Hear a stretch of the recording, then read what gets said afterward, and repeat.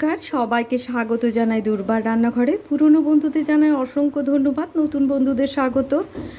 আমি আজকে তৈরি করে ফেলেছি উচ্ছে কুমড়োর একটা রেসিপি।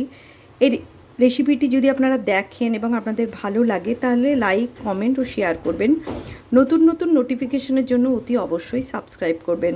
সবাই ভালো থাকবেন, সুস্থ থাকবেন, ধন্যবাদ। অনেক দিন পর আমি ইউটিউবের আবার রান্না শেয়ার করতে যাচ্ছি। বিশেষ একটা কাজে ব্যস্ত ছিলাম, সময় হয়ে ওঠেনি। তো আজকে আমি আপনাদের সামনে একটা অন্যরকম রেসিপি নিয়ে আসছি। হয়তো অনেকেই জানেন রেসিপিটা। এখানে আমি নিয়েছি উচ্ছে গোল গোল রিং রিং পিস করে, পেঁয়াজ একদম রিং পিস এবং কুমড়ো। এবার দেখুন আমি এটা কি করি। এগুলো সব ভালো করে ধোয়া আছে। কড়াই বসিয়ে দিয়েছি। আমি 2 টিস্পুন পোস্ত দিয়ে দেব, শুকনো খোলায় নেড়ে নেব। এটা 1 মিনিট মতো নেড়ে দেবো।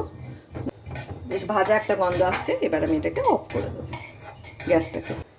এর মধ্যে আমি দিয়ে দেবো তেল, একটু হলুদ দিয়ে দিলাম, আর দিয়ে দেবো একটু নুন। ভালো করে মাখিয়ে নেব।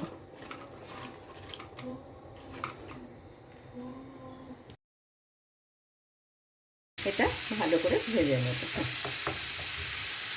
সুন্দর করে ভাজা হয়ে গেছে। এবার এটা আমি নামিয়ে নিচ্ছি। একটু আছে, এর মধ্যে আরেকটু তেল দিয়ে দিলাম,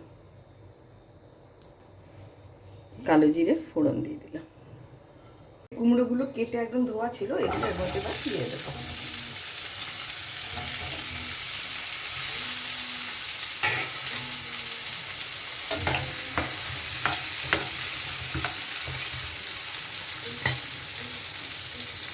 একটু হলুদ দিয়ে দেবো, নুন দিয়ে দেবো স্বাদ মতো। এর মধ্যে আমি একটা ঢাকা দিয়ে দিলাম। আমি ভিডিও অন না করে পেঁয়াজটা দিয়ে দিয়েছি। এই যে পেঁয়াজটা দিলাম, এর মধ্যে রিং করা পেঁয়াজগুলো। এর মধ্যে একটু হালকা লঙ্কার গুঁড়ো দিলাম, কাশ্মীরি লঙ্কা দিলাম। লঙ্কা নাও দিতে পারেন, কারণ এতে লঙ্কার দরকার হয় না। যারা লঙ্কা খাবেন একটু দিতে পারেন, আমি কালারের জন্য দিলাম। লঙ্কার গুঁড়ো দিলাম একটু, দেখলেন, আপনারা নাও দিতে পারেন, প্রয়োজন নেই। আমি একটু রং হওয়ার জন্য দিলাম। এর মধ্যে আমি এবার একটু মিষ্টি দেব।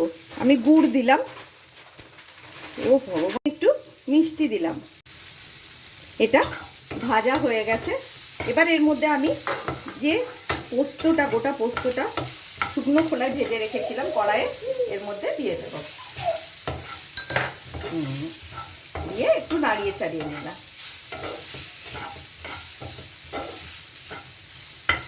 আর দিয়ে দেবো এই ভাজা করলা।